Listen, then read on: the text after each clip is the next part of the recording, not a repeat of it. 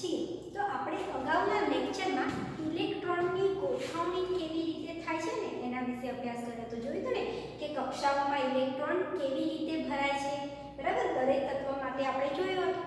તો આપણે જે કોષ્ટક બનાવ્યું હતું એ કોષ્ટકમાં ઇલેક્ટ્રોનની ગોઠવણી તમારે બધાએ જાતે કરવાની છે. તો પણ હું તમને શીખવાડી દઉં છું કે ઇલેક્ટ્રોનની ગોઠવણી કેવી રીતે આપણે કરી છે, બરાબર. તો એકવાર એને દર્શાવી દઈએ. તો આપણે પહેલું તત્વ આવર્ત કોષ્ટકનું પહેલું તત્વ હતું હાઇડ્રોજન. એનો પરમાણુ ક્રમાંક કયો હતો? 1. તો એમાં ઇલેક્ટ્રોન અને પ્રોટોન કયા હતા? 1 અને 1 હતા, બરાબર. તો આપણે એમાં ઇલેક્ટ્રોનની ગોઠવણી કરી. એ ઇલેક્ટ્રોનની ગોઠવણી કરી એમાં એક અહીંયા પરમાણુ ક્રમાંક છે 1. તો પહેલી કક્ષા એટલે કે n બરાબર 1 માં પહેલા શક્તિ સ્થાનમાં 1 ઇલેક્ટ્રોન ભરવાનું છે. આપણે 1 ઇલેક્ટ્રોન ભરવાનું છે. તો એની ઇલેક્ટ્રોનની ગોઠવણી કેવી રીતે થાય? આપણે k l m n કોષ લઈએ છીએ, બરાબર. તો k માં કેટલો ભરાય? 1 ઇલેક્ટ્રોન, બરાબર. હવે આપણે હિલિયમની વાત કરીએ. બીજું તત્વ છે હિલિયમ. તેનો પરમાણુ ક્રમાંક 2, ઇલેક્ટ્રોન 2 અને પ્રોટોન પણ 2. તો એમાં ઇલેક્ટ્રોનની ગોઠવણી કેવી રીતે થાય વિદ્યાર્થી મિત્રો? તો 2 ઇલેક્ટ્રોન તમારે ગોઠવવાના છે. આપણને ખબર છે પહેલી કક્ષામાં એટલે કે પહેલા શક્તિ સ્થાનમાં આપણે 2 ઇલેક્ટ્રોન ભરી શકીશું. તો પૂર્ણ થશે કોષ આપણો k. તો 2 ઇલેક્ટ્રોન ભરાઈ ગયા. તો આપણો k કોષ કેવો થઈ ગયો વિદ્યાર્થી મિત્રો? પૂર્ણ થઈ ગયો. તો હવે k કક્ષકમાંથી ઇલેક્ટ્રોન ભરાઈ ગયા છે. તો હવે જે નવો ઇલેક્ટ્રોન આવશે શેમાં ભરાશે? એમાં ભરાશે. કેવી રીતે? તો આપણે લિથિયમનું ઉદાહરણ લીધું હતું, ત્રીજો પરમાણુ ક્રમાંક. તો પરમાણુ ક્રમાંક 3 એટલે ઇલેક્ટ્રોન પણ 3. તો હવે ઇલેક્ટ્રોનની ગોઠવણી થાય તો પહેલી કક્ષામાં મહત્તમ 2 ઇલેક્ટ્રોન સમાઈ શકે એવું આપણે જોયું હતું એક સૂત્ર દ્વારા. તે સૂત્ર શું હતું? 2n². એટલે પહેલી કક્ષામાં મહત્તમ 2 ઇલેક્ટ્રોન સમાઈ શકે છે, બરાબર. અહીંયા વર્ગ કરીએ તો કેટલા થાય? 2. તો 2 ઇલેક્ટ્રોન સમાઈ શકે. તો પૂર્ણ થઈ ગયો k કોષ આપણો. 2 ઇલેક્ટ્રોન સમાઈ ગયા. તો હવે ઇલેક્ટ્રોન ક્યાં જશે? l માં જશે. ક્યાં જશે? l માં, બરાબર. તો એની ઇલેક્ટ્રોન રચના શું થઈ? 2 1. હવે લિથિયમ પછી બેરિલિયમ આવે. એનો પરમાણુ ક્રમાંક 4, ઇલેક્ટ્રોન 4 અને પ્રોટોન 4. તો ઇલેક્ટ્રોન કેટલા છે? 4. તો પહેલામાં તો આપણે 2 જ ભરી શકીએ છીએ. મહત્તમ સંખ્યા કેટલી છે એમાં ઇલેક્ટ્રોન ભરવાની? 2. તો આપણે 2 ભરી દીધા. બીજા 2 ઇલેક્ટ્રોન શેમાં જશે? એની l કોષમાં જશે. શેમાં જશે? બીજા શક્તિ સ્થાનમાં એટલે l કોષમાં જશે. હવે બોરોન આવ્યું. તો બોરોનનો પરમાણુ ક્રમાંક છે 5. તો એની ઇલેક્ટ્રોન રચના 5 5 છે, બરાબર. હવે 5 ઇલેક્ટ્રોન ભરવા છે. તો 2 ઇલેક્ટ્રોન ભરાઈ ગયા. બાકી કેટલા રહ્યા? 3. તો પાછળ તમે 3 ઇલેક્ટ્રોન ભરી શકો છો. એવી રીતે કાર્બન, નાઇટ્રોજન, ઓક્સિજન, ફ્લોરિન અને નિયોન. હવે આપણે જોઈએ નિયોન. આટલા તમારે ઘરે જાતેથી ઇલેક્ટ્રોન ભરવાના છે. આટલી સુધી તમારે ઘરે જાતે પ્રેક્ટિસ કરીને ઇલેક્ટ્રોન રચના કરવાની છે. હવે હું તમને નિયોનની ઇલેક્ટ્રોન રચના સમજાવું. નિયોનનો પરમાણુ ક્રમાંક કયો થાય? 10. તો એમાં ઇલેક્ટ્રોન કેટલા થયા? 10, બરાબર. તો અહીંયા 10 ઇલેક્ટ્રોન તમારે ભરવાના છે. તો પહેલી કક્ષામાં કેટલા ભરાય? 2 ઇલેક્ટ્રોન. એના પછીની કક્ષામાં 8. તો 8 ને 2 10 થઈ ગયા. તો અહીંયા કેટલા ઇલેક્ટ્રોન ભરાયા વિદ્યાર્થી મિત્રો? 8. તો અહીંયા 8 ઇલેક્ટ્રોન ભરાયા. તો આપણે શું શીખ્યા હતા? 2n². એટલે n બરાબર તમે 2 લો. બીજા શક્તિ સ્થાનમાં આ બધા ઇલેક્ટ્રોન ક્યાં ભરાયા? l કોષમાં એટલે બીજા શક્તિ સ્થાનમાં. તો બીજા શક્તિ સ્થાનમાં મહત્તમ કેટલા ઇલેક્ટ્રોન ભરાઈ શકે? 8. તો અહીંયા સુધી સ્ટોપ થઈ ગયા. આના પછીના જેટલા તત્વો હશે એ શેમાં ભરાશે? m કોષમાં ભરાશે, બરાબર. 2n² એટલે 2 દૂની 4 એટલે કેટલા ભરાશે? 8. હવે આવી ગયો આપણો m કોષ, સોરી m કોષ આવી ગયો, બરાબર. તો હવે આપણે જોઈએ નિયોન પછી કયો તત્વ આવે છે પરમાણુ ક્રમાંકમાં? Neon 10 number. ત્યારબાદ આવે 11મું સોડિયમ. એનો પરમાણુ ક્રમાંક 11. એમાં ઇલેક્ટ્રોન અને પ્રોટોન પણ કેટલા થયા? 11. તો ઇલેક્ટ્રોન 11 ભરવાના છે. તો આપણે પહેલા 2 ભરીશું પહેલી કક્ષામાં, બીજી કક્ષામાં 8 ભરીશું. તો 8 ને 2 10. તો હવે કેટલો ભરાશે? કાર્બનનો પરમાણુ ક્રમાંક છે 18. તો ઇલેક્ટ્રોન કેટલા ભરાશે? 18 અને 18. તો આપણે શું જોયું હતું? એની બાહ્યતમ કક્ષામાં મેક્સિમમ ટુ મેક્સિમમ કેટલા ઇલેક્ટ્રોન ભરાઈ શકે? 8 ને 2 10 તો ભરાઈ ગયા. બાકી કેટલા રહ્યા? 8. તો મેક્સિમમ કેટલા ઇલેક્ટ્રોન ભરાઈ શકશે? એની બાહ્યતમ કક્ષામાં 8 10 ને 8 18 બરાબર. તો m કોસ આવે આપણી પાસે કયો કોસ આવે m. તો m કોસ સુધી તમે કેટલા ઇલેક્ટ્રોન ભરી શકો છો 18 ઇલેક્ટ્રોન ભરી શકો છો. આપણે જોયું ને 2n² એટલે કેટલા ઇલેક્ટ્રોન થાય 18 કેમ કે 2 અને 3 નો વર્ગ કરો 3 કરી 9 2 18. તો અહીંયા કેટલા થયા 8 ને 2 10 ને 8 18. તો તમે અહીંયા કેટલા ઇલેક્ટ્રોન ભરી શક્યા 18 સુધીના ઇલેક્ટ્રોન તમે m કોસ સુધી ભરી શકો છો બરાબર. તો 18 ઇલેક્ટ્રોન તો ભરાઈ ગયા. હવે તમારી બુકમાં 18 સુધીના તત્વોની ઇલેક્ટ્રોન રચના તમારે યાદ રાખવાની છે. તો પણ આપણે 19મા નંબરનું તત્વ એક પોટેશિયમનું ઉદાહરણ હું તમને ફક્ત સમજાવવા માટે બતાવી દઉં છું કે હવે શું થાય છે કે એનો પરમાણુ ક્રમાંક છે 19. તો એમાં ઇલેક્ટ્રોન કેટલા ધરાવશે 19. તો એની ઇલેક્ટ્રોન રચના શું થશે 2 8 8 અને 1. કેમ આવું બન્યું? કારણ કે આપણે શું જોયું હતું m કોસ સુધી 18 ઇલેક્ટ્રોન ભરાય. તો આ m કોસ આવે ત્યાં સુધી તો 18 ઇલેક્ટ્રોન ભરાઈ ગયા ને 18 ઇલેક્ટ્રોન. તો હવે ઇલેક્ટ્રોન ક્યાં જશે એના પછીના કોષમાં. એટલે હવે ઇલેક્ટ્રોન ક્યાં જશે n નંબરના કોષમાં જશે બરાબર. અને આપણે શું શીખ્યા હતા બીજો મુદ્દો આપણે એ શીખ્યા હતા કે તત્વની જે બાહ્યતમ કક્ષા હોય આ બાહ્યતમ કક્ષા એમાં 8 ઇલેક્ટ્રોનથી વધારે ભરાઈ શકે નહીં. તો 8 ભરાઈ ગયા એટલા માટે હવે ઇલેક્ટ્રોન ક્યાં જશે એની પાછળની કક્ષકમાં જશે બરાબર ને વિદ્યાર્થી મિત્રો. તો આવી રીતે ઇલેક્ટ્રોન રચના ભરાય છે. હવે આ જે તત્વો જેટલા બાકી રહ્યા છે એ તમારે તમારી નોટબુકમાં પહેલા તત્વથી લઈને 18 તત્વો સુધી કોષ્ટક બનાવી દેવાનું છે જેવું બુકમાં આપ્યું છે એવી રીતે. અને ઇલેક્ટ્રોન રચના તમારે જાતે ભરવાની છે. એનો પરમાણુ ક્રમાંક એની સંજ્ઞા એમાં પ્રોટોન ઇલેક્ટ્રોનની સંખ્યા અને ઇલેક્ટ્રોન રચના આ બધું જ તમારે એક કોષ્ટકમાં બનાવી દેવાનું છે. અને બીજા 3 કોષ્ટક તમારે ખાલી રાખવાના છે. એ ન્યુટ્રોનની સંખ્યા અને સંયોજકતા તેમજ પરમાણુય ભાર. એ 3 સમજવા માટે આપણે અગાઉ શીખીશું કે સંયોજકતા શું છે પરમાણુય ભાર શું છે બરાબર. એ બધું આપણે અગાઉના લેક્ચરમાં શીખીશું. પરંતુ અત્યારે એ જે તમે કોષ્ટક બનાવો બુકમાં એમાં 3 ખાના તમારે ખાલી રાખવાના છે. જેમ જેમ આપણે આગળ શીખતા જઈશું એમ એમ ખાના આપણે ભરી દઈશું બરાબર. તો ઇલેક્ટ્રોન રચના ખ્યાલ આવી ગઈ.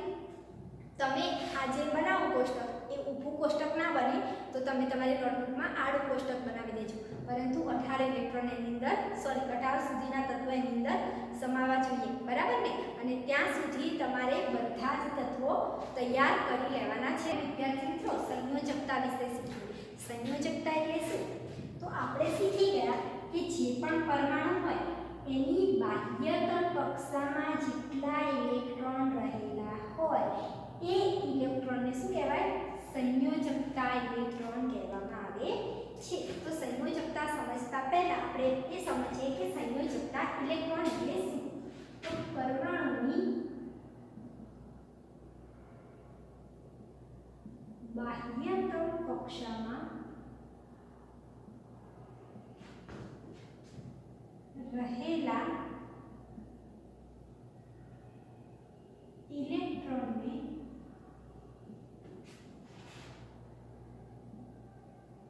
સંયોજકતા ઇલેક્ટ્રોન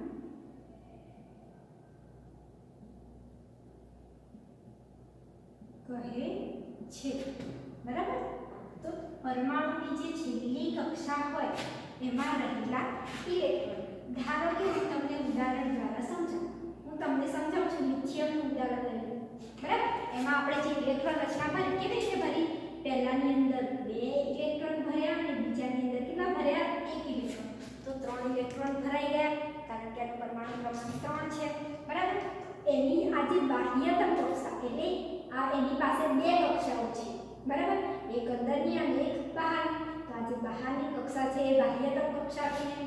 તો એની અંદર જે ઇલેક્ટ્રોન રહેલો છે એને શું કહેવાય એનો સંયોજકતા ઇલેક્ટ્રોન. તો લિથિયમનો સંયોજકતા ઇલેક્ટ્રોન કયો થયો 1 બરાબર. 1 ઇલેક્ટ્રોન થયો ને લિથિયમના બાહ્યતમ કક્ષામાં 1 ઇલેક્ટ્રોન છે તો એનો સંયોજકતા ઇલેક્ટ્રોન કેટલો થયો 1. એવી રીતે હું તમને શીખવાડું. બોરોન ધારો કે બોરોન લઈ લઈએ આપણે બરાબર. તો એની ઇલેક્ટ્રોન એનો પરમાણુ ક્રમાંક છે 5. તો આપણે શું કરતા હતા 2 અને 3 એવી રીતે એની ઇલેક્ટ્રોન રચના કરતા હતા બરાબર. તો આ એની અંદરની કક્ષા થઈ અને આ એની બહારની કક્ષા થઈ. એની પાસે બે કક્ષાઓ છે, અંદરની અને બહારની. તો આ જે એની બહારની કક્ષા છે એમાં કેટલા ઇલેક્ટ્રોન છે? 3. બરાબર. તો આ જે 3 ઇલેક્ટ્રોન છે અને એના સંયોજકતા ઇલેક્ટ્રોન કહેવાય. ખ્યાલ આવી ગયો વિદ્યાર્થી મિત્રો? એવી રીતે તમારે 18 તત્વો છે તો એ 18 તત્વોમાં સંયોજકતા ઇલેક્ટ્રોન એટલે બહારના ઇલેક્ટ્રોન. બરાબર. તો સંયોજકતા ઇલેક્ટ્રોન વિશે ખ્યાલ આવે તો હવે આપણે સંયોજકતા વિશે શીખીએ કે સંયોજકતા એટલે શું? કે પરમાણુ અષ્ટક પ્રાપ્ત કરવા માટે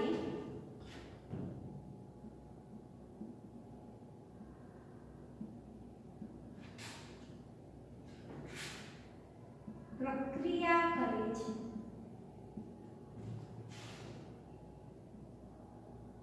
તે ઇલેક્ટ્રોન ગુમાવીને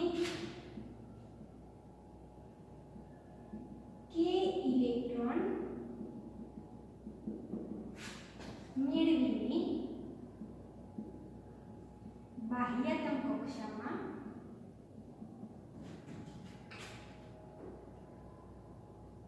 થઈ શકે છે.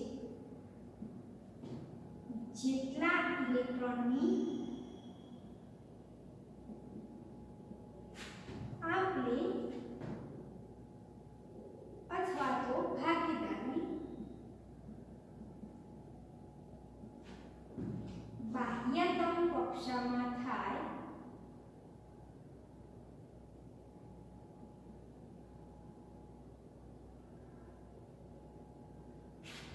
તે સંખ્યાને તે તત્વની સંયોજાવાની ક્ષમતા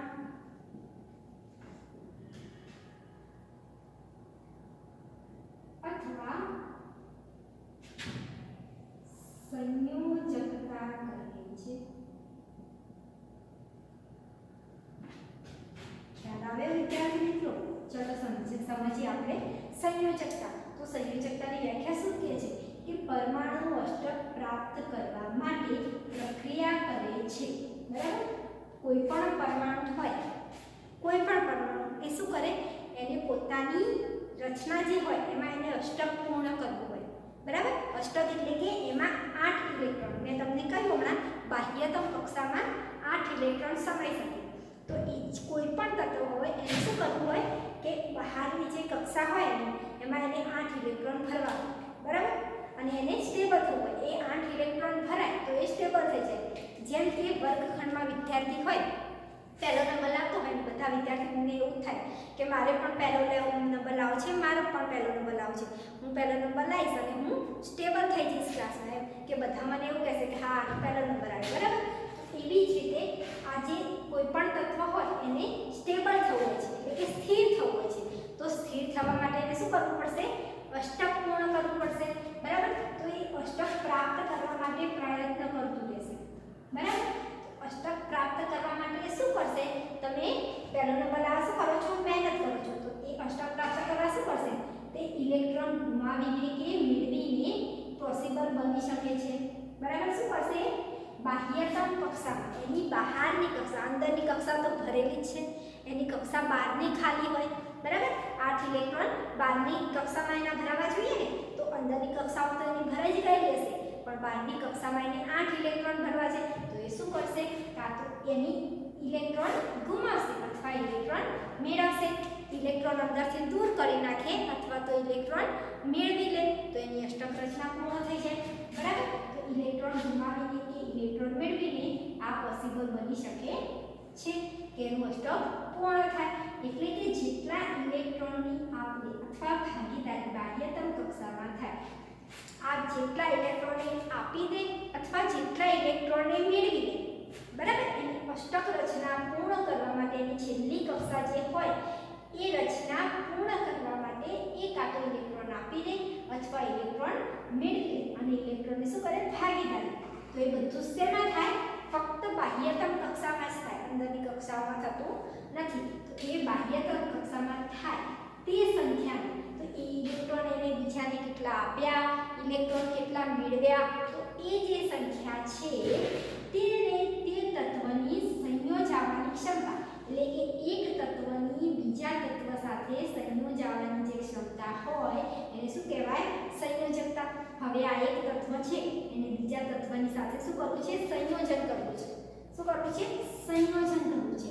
તો આ તત્વને આ તત્વ સાથે સંયોજવા માટે કેટલા ઇલેક્ટ્રોન આપવા પડશે અને કેટલા ઇલેક્ટ્રોન લેવા પડશે. તો એની એ જે સંયોજવાની ક્ષમતા છે એ ક્ષમતાની સંખ્યાને શું કહેવામાં આવે છે, બરાબર, એને સંયોજકતા કહેવામાં આવે છે. હું તમને ઉદાહરણ દ્વારા સમજાવું. ધારો કે આપણે લિથિયમનું ઉદાહરણ લીધું છે. તેની ઇલેક્ટ્રોન રચના શું લખી છે, 2 અને 1, બરાબર. તો આપણે શું શીખ્યા હતા કે K, L, M અને N કોષ શીખ્યા હતા, બરાબર. તો લિથિયમની ઇલેક્ટ્રોન રચના છે 2 અને 1. આપણે જે શીખ્યા હતા કે પહેલું જે K કોષ છે એને સંપૂર્ણ કરવો હોય તો એમાં મેક્સિમમ ટુ મેક્સિમમ 2 ઇલેક્ટ્રોન ભરાય અને પાછળના ઇલેક્ટ્રોન એના પછી ભરાય અને બીજાની અંદર કેટલા ઇલેક્ટ્રોન ભરવા પડે, આપણે 8 ઇલેક્ટ્રોન, બરાબર. L માં 8 ઇલેક્ટ્રોન ભરાય. તો હવે આ જે પહેલો કોષ છે 2 એમાં લિથિયમમાં તો 2 ઇલેક્ટ્રોન ભરાઈ ગયા છે એટલે પહેલી કક્ષા એની પૂર્ણ થઈ ગઈ છે.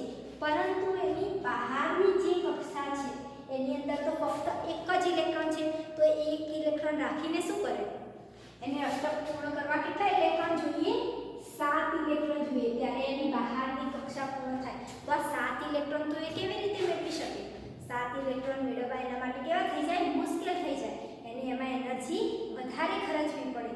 માટે 7 ઇલેક્ટ્રોન મેળવવાની જગ્યાએ શું કરશે કે ચાલ મારે તો 7 ઇલેક્ટ્રોન જોતા નથી, વધારે એમાં મહેનત કરવી પડે છે. તો એ શું કરશે, એક ઇલેક્ટ્રોન ગુમાવી દેશે. સંયોજકતા 1 થઈ ગઈ, બરાબર. કેમ 1 થઈ, કારણ કે એને અષ્ટક પૂર્ણ કરવા માટે 7 ઇલેક્ટ્રોનની જરૂર છે. તો 7 ઇલેક્ટ્રોન મેળવે એના કરતાં 1 ઇલેક્ટ્રોન ગુમાવી દેશે. તો એક કોષ તો પૂર્ણ થઈ ગયો, બરાબર. એટલા માટે એની સંયોજકતા કેટલી છે, 1 છે. હવે આપણે બીજું પણ એક ઉદાહરણ જોઈએ. હું તમને આ ઉદાહરણ શીખવાડું છું, પરંતુ ફક્ત એ સમજવા માટે છે. આ હું જે ઉદાહરણ શીખવાડું છું એ તમારે ત્રીજા ચેપ્ટરમાં હશે ભણવાનું, અત્યારે હાલ એની જરૂર નથી, પરંતુ હું તમને ફક્ત સમજાવવા માટે શીખવાડું છું કે શું છે ક્લોરાઇડ. તમારા ઘરમાં તમે મીઠું ખાવ છો ને, મીઠું, તેને શું કહેવાય છે, સોડિયમ ક્લોરાઇડ. એટલે એને શું કહેવાય, NaCl. એમાં કયા 2 તત્વો છે, Na અને Cl. એટલે તત્વો રહેલા છે, જે 30 તત્વો છે એમાંથી Na 11મું તત્વ અને Cl 18મું તત્વ છે, બરાબર. આપણે જોઈ લઈએ સોડિયમ, એનો પરમાણુ ક્રમાંક છે 11, બરાબર. એની ઇલેક્ટ્રોન રચના શું થાય, 2 અને 8 અને 1, બરાબર. શું થાય, 2, 8 અને 1. તો આ જે સોડિયમ છે એને તો 2 કક્ષાઓ કેવી છે, પૂર્ણ છે. પહેલી કક્ષામાં 2 ઇલેક્ટ્રોન પૂર્ણ થઈ ગયા, બીજી કક્ષામાં પણ 8 ઇલેક્ટ્રોન તો કેવા થઈ ગયા, પૂર્ણ. તો એને તો 2 કક્ષાઓ ભરાઈ ગઈ છે, બરાબર. તો એની જે બાહ્યતમ કક્ષા છે, આપણે તો સંયોજકતા શીખવી છે. તો સંયોજકતા શીખવા માટે આપણે ફક્ત શું જોવાનું છે, એની બાહ્યતમ કક્ષા જ જોવાની છે. તો એને બાહ્યતમ જે કક્ષા છે એમાં તો કેટલા ઇલેક્ટ્રોન છે, 1 ઇલેક્ટ્રોન છે. તો હવે એને અષ્ટક ત્રીજો જે કોષ છે એ પૂર્ણ કરવા માટે આપણે શું શીખ્યા હતા, એની બાહ્યતમ કક્ષા હોય તો એની અંદર મેક્સિમમ 8 ઇલેક્ટ્રોન સમાઈ શકે. તો હવે એને 7 ઇલેક્ટ્રોન જોઈએ એનું અષ્ટક પૂર્ણ કરવા માટે, બરાબર. છેલ્લી જે ઇલેક્ટ્રોન રચના પૂર્ણ કરવી છે કેટલા ઇલેક્ટ્રોન જોઈએ, 7. તો એ 7 ઇલેક્ટ્રોન મેળવે એના કરતાં 1 ઇલેક્ટ્રોન ગુમાવે એના માટે વધારે સરળ બને. 1 ઇલેક્ટ્રોન ગુમાવે એને ઓછી શક્તિ આપવી પડે, બરાબર. તો સોડિયમ શું કરશે, 1 ઇલેક્ટ્રોન ગુમાવશે તો એની સંયોજકતા શું થઈ જાય વિદ્યાર્થી મિત્રો, 1 થઈ જાય. એવી રીતે આપણે લઈએ ક્લોરીન. ક્લોરીનનો પરમાણુ ક્રમાંક શું છે, 17 છે ને, યાદ છે વિદ્યાર્થી મિત્રો. એની ઇલેક્ટ્રોન રચના શું થાય, 2, 8 અને 7. શું થાય, 2, 8 અને 7. તો પહેલી 2 કક્ષાઓ તો એની સંપૂર્ણ થઈ ગઈ છે, 2 અને 8. તો એને તો આપણે જોવાની જ નથી. હવે કઈ નથી એની ઇલેક્ટ્રોન રચના, એની બાહ્યતમ કક્ષા જોવા, એમાં કેટલા ઇલેક્ટ્રોન છે, 7 ઇલેક્ટ્રોન છે, બરાબર. તો એને અષ્ટક પૂર્ણ કરવા માટે કેટલા ઇલેક્ટ્રોન જોઈશે, ફક્ત એક જ ઇલેક્ટ્રોન. હવે એને અહીંયા 8 કરવું હોય, અષ્ટક પૂર્ણ કરવું હોય તો કેટલા ઇલેક્ટ્રોન જોવે, એને ફક્ત એક જ ઇલેક્ટ્રોન જોઈશે, બરાબર.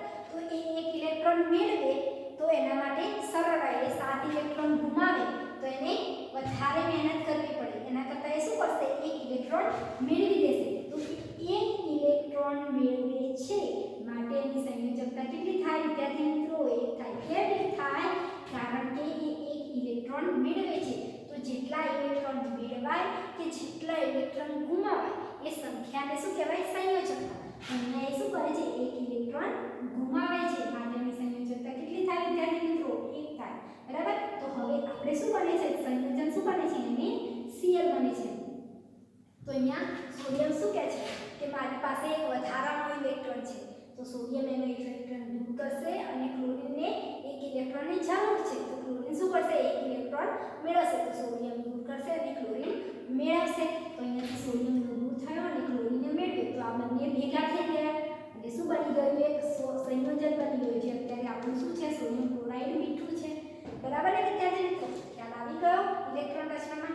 તો હવે આપણે જે તમારી બુકમાં જે સંયોજકતા આપી છે બધા જ તત્વોની, એ સંયોજકતા શીખી લીધું. એ તત્વનું નામ લખીશું, એનો પરમાણુ ક્રમાંક, એમાં કેટલા ઇલેક્ટ્રોન આપણે ભરવાના છે અને એની ઇલેક્ટ્રોન રચના, તેમજ આપણે શું લખવાનું છે? એની સંયોજકતા. શીખવા માટે આપણે શું લખવાનું છે? એની સંયોજકતા. ચલો આપણે હવે લઈએ તત્વ કયું લઈએ? આપણે પહેલું તત્વ કયું છે? હાઇડ્રોજન. તો એનો પરમાણુ ક્રમાંક કેટલો છે વિદ્યાર્થી મિત્રો? એનો પરમાણુ ક્રમાંક 1. તો એમાં ઇલેક્ટ્રોન કેટલા છે? 1 છે. તો એની ઇલેક્ટ્રોન રચના શું થાય? તો એની પહેલી જ કક્ષામાં એક જ ઇલેક્ટ્રોન ભરાય છે.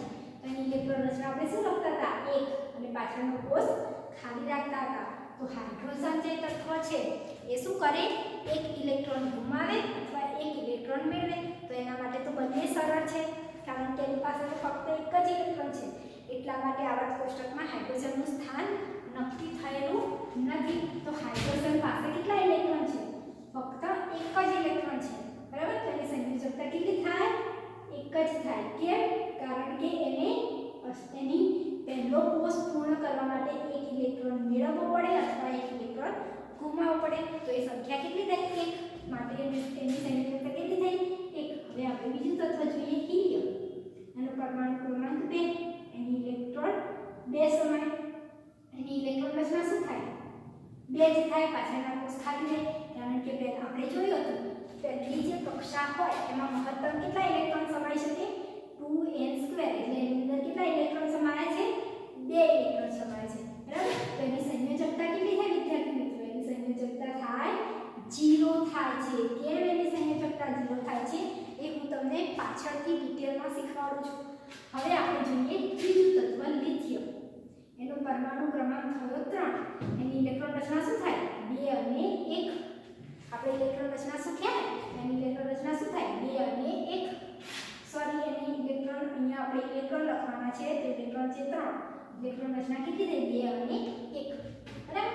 તો એની પહેલો કોષ તો પૂર્ણ થઈ ગયો, એમાં 2 ઇલેક્ટ્રોન ભરાઈ ગયા અને એની બાહ્યતમ જે કક્ષા છે, આપણે સંયોજકતા માટે બાહ્યતમ કક્ષા જોવાની છે.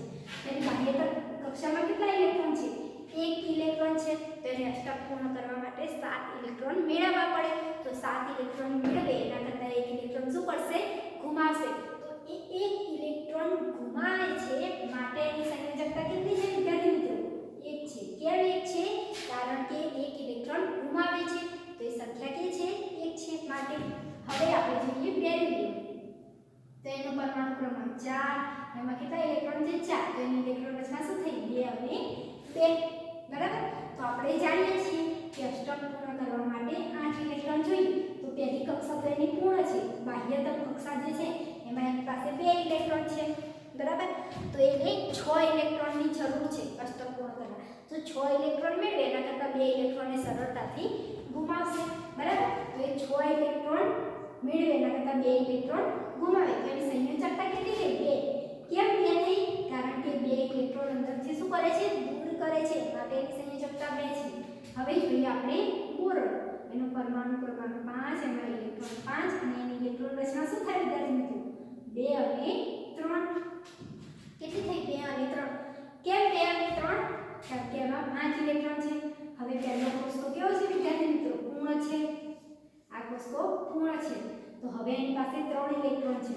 તો હવે એને કોષ્ટક પૂર્ણ કરવા 5 ઇલેક્ટ્રોનની જરૂર હોય તો 5 ઇલેક્ટ્રોન મેળવે એના કરતાં એ શું કરશે 3 ઇલેક્ટ્રોન ગુમાવવા એના માટે સરળ બનશે. માટે એની સંયોજકતા શું થાય 3. કેમ? કારણ કે એની અંદરથી 3 ઇલેક્ટ્રોન દૂર કરે છે વિદ્યાર્થી મિત્રો. હવે ધ્યાન રાખજો. હવે આવે છે બોરોન, પછી આવે કાર્બન. કાર્બનનો પરમાણુ ક્રમાંક છે 6, ઇલેક્ટ્રોન 6, એની રચના કેવી છે 2 અને 4. હવે ધ્યાન રાખજો વિદ્યાર્થી મિત્રો. પહેલો કોષ એનો પૂર્ણ છે. બીજી જે બાહ્યતમ કક્ષા છે એમાં કેટલા ઇલેક્ટ્રોન છે 4 ઇલેક્ટ્રોન છે. તો એના માટે તો 4 ઇલેક્ટ્રોન ગુમાવવા અને 4 ઇલેક્ટ્રોન મેળવવા બંને માટે સરળ છે. તો એ 4 ઇલેક્ટ્રોન સરળતાથી ગુમાવી પણ શકે અને 4 ઇલેક્ટ્રોન સરળતાથી મેળવી પણ શકે.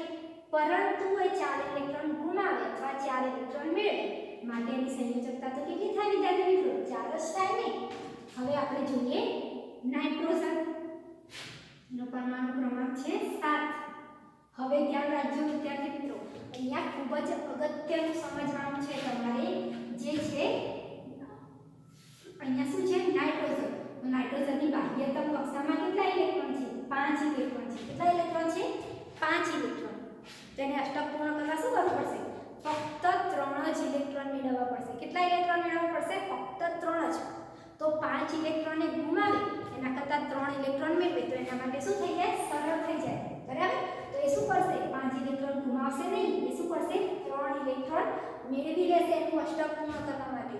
બીજા જોડે ગમે તેમ કરીને એ શું કરશે 3 ઇલેક્ટ્રોન મેળવશે. બીજા સાથે સંયોજન કરશે અને 3 ઇલેક્ટ્રોન મેળવશે. જેમ આપણે એમાં ઉદાહરણ જોયું ક્લોરીનને 1 ઇલેક્ટ્રોનની જરૂર હતી તો એને શું કર્યું સોડિયમ પાસેથી લઈ લીધો ને તો એનું અષ્ટક પૂર્ણ થઈ ગયું. તો અહીંયા નાઇટ્રોજન પણ એવું જ કરશે. 3 ઇલેક્ટ્રોનની જરૂર છે 5 ઇલેક્ટ્રોન દૂર કરે એના કરતાં 3 ઇલેક્ટ્રોન મેળવશે. તો એની સંયોજકતા 5 ના લખાય વિદ્યાર્થી મિત્રો. કેટલી લખાય 3 લખાય. કેમ 3 લખાય?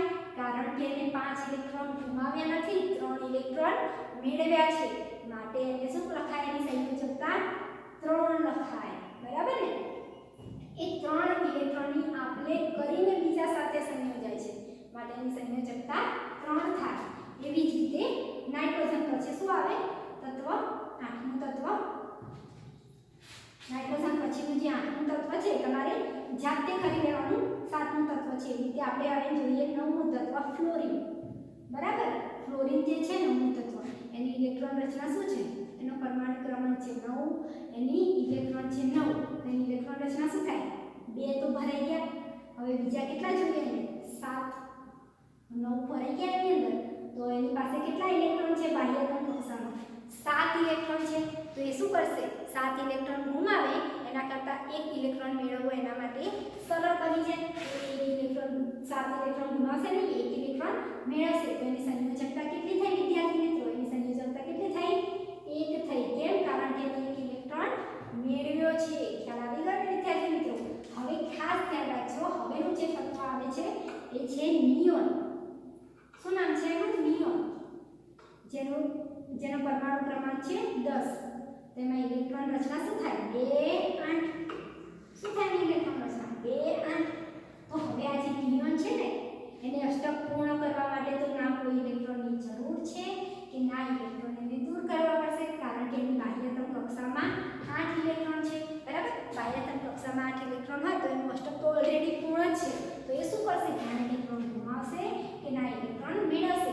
માટે એની સંયોજકતા શું થાય 0 થાય વિદ્યાર્થી મિત્રો. ખ્યાલ આવી ગયો? તો અહીંયા પણ હિલિયમ. તો હિલિયમની સંયોજકતા 0 કેમ કરી?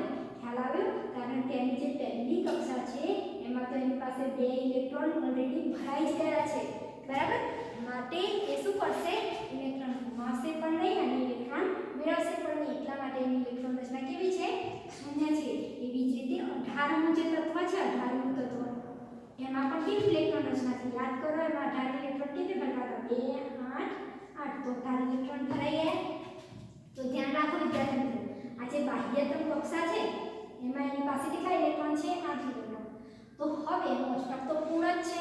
3 કક્ષાઓ એની ભરાઈ ગયેલી છે તો એને ઇલેક્ટ્રોન મેળવવાની કે ગુમાવવાની જરૂર નથી. તો એ શું કરશે ઇલેક્ટ્રોન ગુમાવશે નહીં પણ એને મેળવશે નહીં. માટે એની સંયોજકતા કેટલી થાય 0 થાય. કેવી થાય 0 થાય.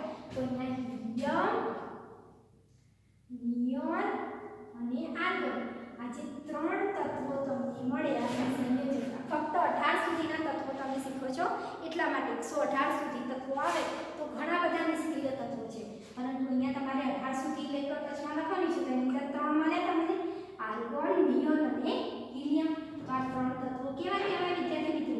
નિષ્ક્રિય તત્વો કહેવાય. કહેવાય નિષ્ક્રિય તત્વો કહેવાય. કેમ નિષ્ક્રિય કહેવાય? કારણ કે એમની પાસે જે કક્ષાઓ છે બધી ભરાયેલી છે, એટલે ઇલેક્ટ્રોન મેળવવાની કે ગુમાવવાની જરૂર નથી, માટે કેવા છે? નિષ્ક્રિય છે. કેવા છે? નિષ્ક્રિય છે. ખ્યાલ આવી ગયો ને વિદ્યાર્થી મિત્રો?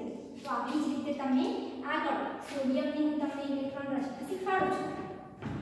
કે સોડિયમ એનો પરમાણુ ક્રમાંક છે 11, તો એની ઇલેક્ટ્રોન રચના 2 8 1, તો એને માટે એક ઇલેક્ટ્રોન ગુમાવવો સરળ પડે, 7 ઇલેક્ટ્રોન મેળવવા કરતા. તો એની સંયોજકતા કેટલી થાય? 1 થાય. તો આવી રીતે તમારે 12 થી લઈને 18 તત્વ સુધી ઇલેક્ટ્રોન રચના જાતે ઘરેથી કરવાની છે.